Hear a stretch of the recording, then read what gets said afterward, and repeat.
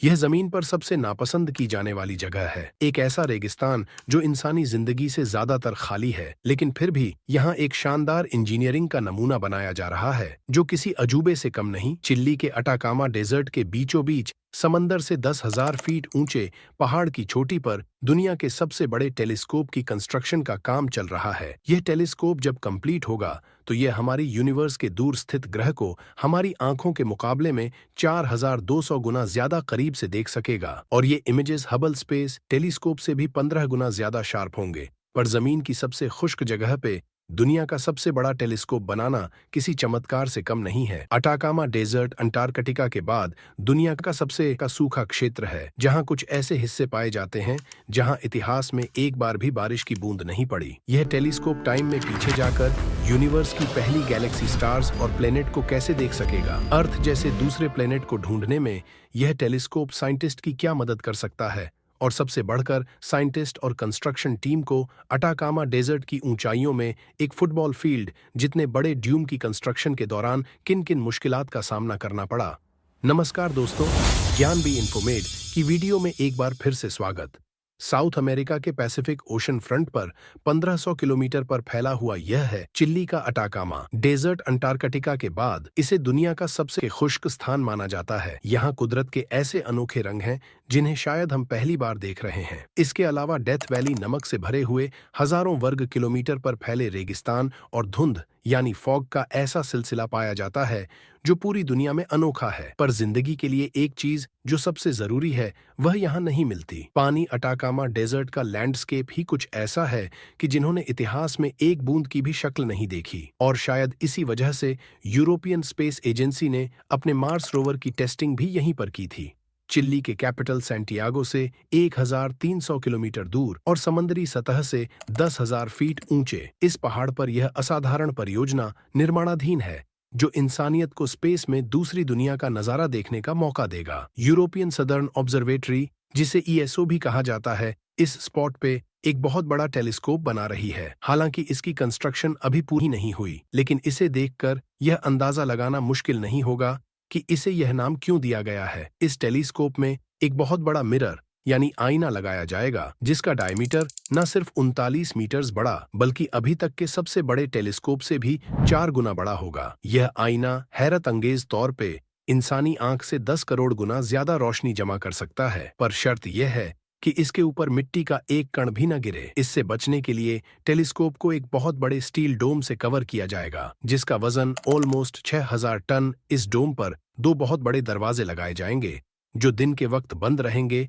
और इसके नीचे एक हाईटेक प्लेटफॉर्म लगाया गया है जो पूरे टेलीस्कोप को 360 डिग्री घुमाने के काबिल बनाता है ताकि रात को आसमान के किसी भी हिस्से को देखना आसान हो। यह सोचने की बात है कि दुनिया के इस वीरान इलाके में जहां आसपास मीलों दूर कोई आबादी नहीं, टीम ने इस पेचीदा प्रोजेक्ट की शुरुआत कैसे की होगी जहां ना रोड्स थे, ना बिजली और ना ही पानी, और ऊपर से कंस्ट्रक्शन भी पहाड़ की चोटी पर। ईएसओ यूरोप की एक गवर्नमेंट संस्था है जिसमें 21 कंट्रीज के मेंबर्स मौजूद हैं। ईएसओ के प्रोजेक्ट हेड का कहना है कि ईटी के लिए इस जगह को सेलेक्ट करने के पीछे बहुत सारी वजूहात हैं। सबसे पहला यह कि इनको टेलीस्कोप के लिए ऐसी जगह चाहिए थी जहां दूर दूर तक कोई शहर ना हो। उसका रीजन है लाइट पोल्यूशन।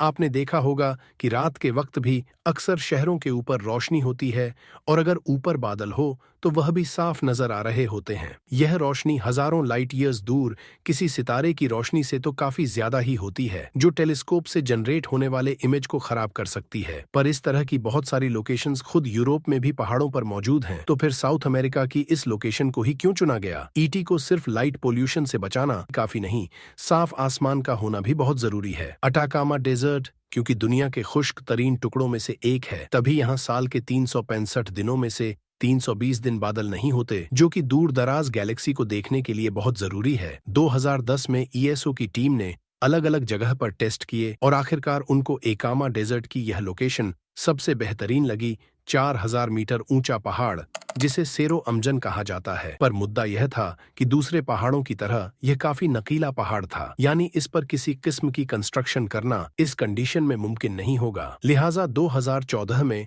कंस्ट्रक्शन टीम ने एक्सप्लोसिव की मदद हासिल की। पहाड़ के टॉप पर जगह जगह सुराख करके एक्सप्लोसिव डाले गए और रिमोट कंट्रोलर के जरिए उनको फाड़ दिया गया। इस प्रोसेस में पहाड़ के ऊपर का 100 मीटर हिस्सा उड़ा दिया गया, जिसमें 47 लाख क्यूबिक मीटर मिट्टी मौजूद थी। मिट्टी और पत्थर हटाने के बाद ऊपर के हिस्से को सीधा किया गया और टॉप तक पहुंचने के लिए रास्ता भी बनाया गया। लेकिन साथ ही एक बहुत बड़ा मामला उभर कर सामने आ गया, एक ऐसा मामला जिससे ELT की कंस्ट्रक्शन अगले 5 साल तक रुकी रही।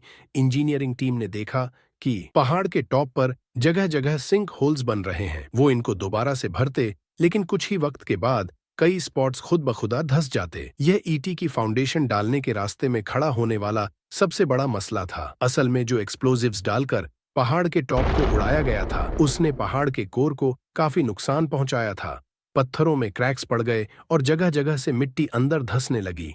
हर कुछ महीनों के बाद अंदर पत्थरों में मूवमेंट होती और फिर नए सिंक होल्स बन जाते। इस मसले से निपटने के लिए इंजीनियर्स ने इस मैदान में कई ड्रिल्स किए और वाइब्रेशन की मदद से आर्टिफिशियली जमीन को स्टेबल किया, ताकि जितने सिंक होल्स बनने हैं वह एक दफा में ही बन जाएं। फाइनली वाइब्रेशन वाला तरीका काम कर गया और सिंक होल्स में भराई करके एक बार फिर से पहाड़ के टॉप को प्लेन कर दिया गया। इस पूरे प्रोसेस को कंप्लीट होने में अगले 5 साल लग गए और अब अगला मरहला था ET की फाउंडेशन डालने का। यह कोई मामूली फाउंडेशन नहीं होने वाली थी। टेलीस्कोप के महंगे पार्ट्स को अर्थक्वेक से बचाने के लिए फाउंडेशन को ऊपर वाले डोम से अलग रखा गया। फाउंडेशन और डोम के बीच कई हाइड्रोलिक शॉक ऑब्जॉर्बर्स लगाए गए हैं, जो अर्थक्वेक के झटकों को मेटल के डोम और उसके अंदर टेलीस्कोप मिरर तक नहीं पहुंचने देते। 2023 में फाउंडेशन का काम मुकम्मल हुआ और अब बारी थी टेलीस्कोप के लाजवाब डोम की। डोम का स्टील स्ट्रक्चर अलग अलग हिस्सों में पहाड़ के नीचे